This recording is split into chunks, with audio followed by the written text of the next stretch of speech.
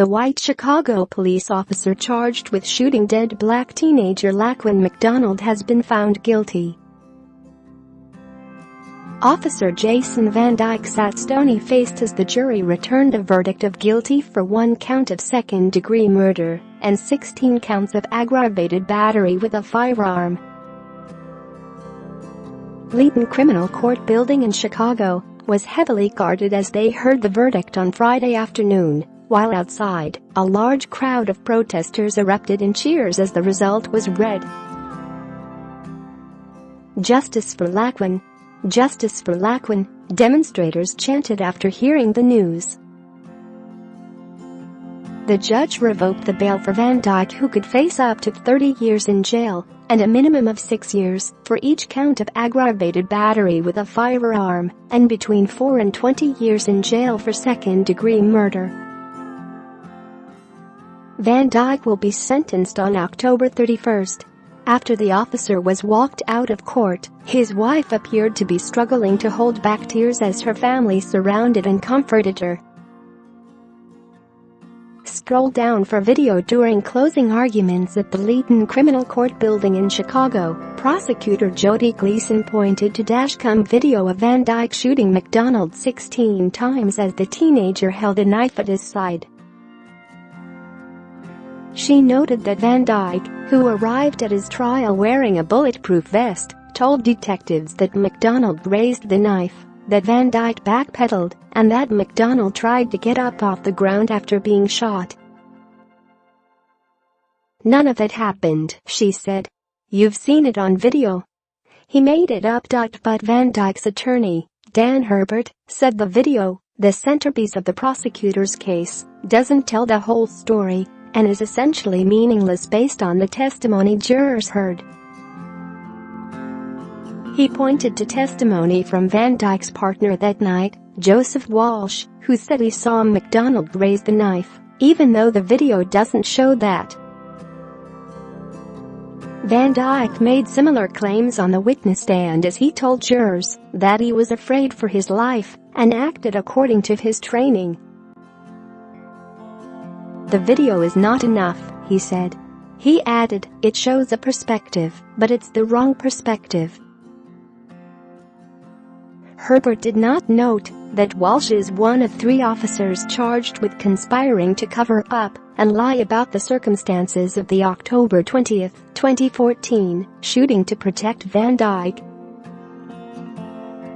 Jurors were told only that Walsh was testifying under use immunity, meaning his testimony can't be used against him as long as he was truthful, but were never told about the allegations he faces.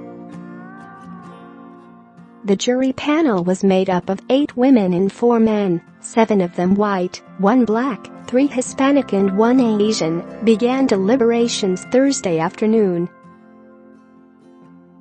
Police encountered McDonald after a 911 call reported someone breaking into vehicles. As Van Dyke arrived, police had the 17-year-old mostly surrounded on a city street.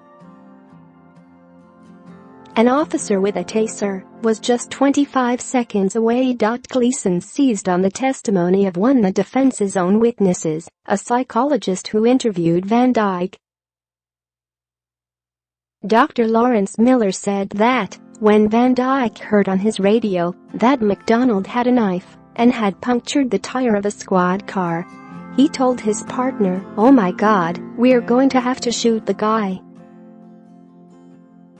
Gleason said Van Dyke had made up his mind about what he'd do before even arriving at the scene. Laquan McDonald was never going to walk home that night, she said.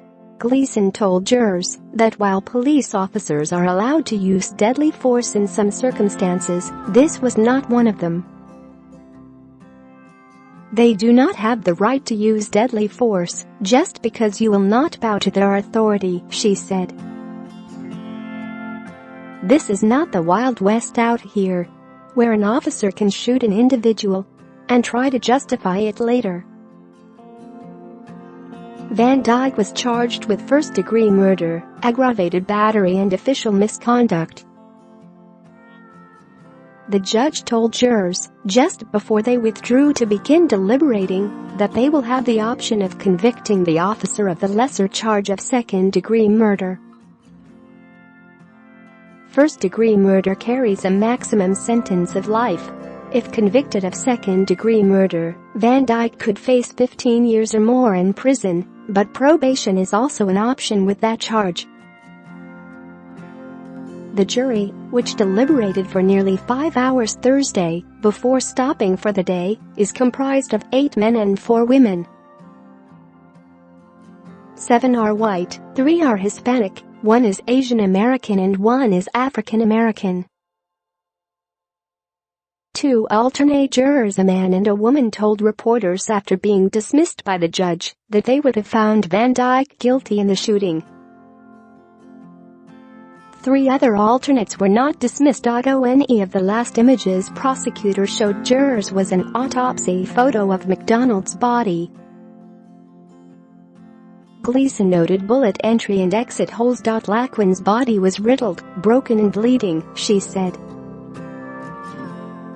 She added, he even had bullet fragments in his teeth. Herbert argued that McDonald was to blame for what happened that night, saying the tragedy could have been prevented by one simple step. Herbert then dramatically took the knife that was entered into evidence earlier and dropped it on the floor in front of the jury box. Van Dyke testified that he repeatedly asked the teen to drop the knife. Herbert also reminded jurors that a prosecutor briefly mentioned the issue of race during opening statements, but never broached the issue again. Did you see any evidence that race had anything to do with this case? He said. When you don't have evidence, you use argument. As jurors began deliberating, the Chicago Police Department canceled days off and put officers on 12-hour shifts. An extra 4,000 officers will be on the street, according to spokesman Anthony Guglielmi. The city saw protests after video of the shooting was released in November 2015, and activists have been planning how they might react to a verdict.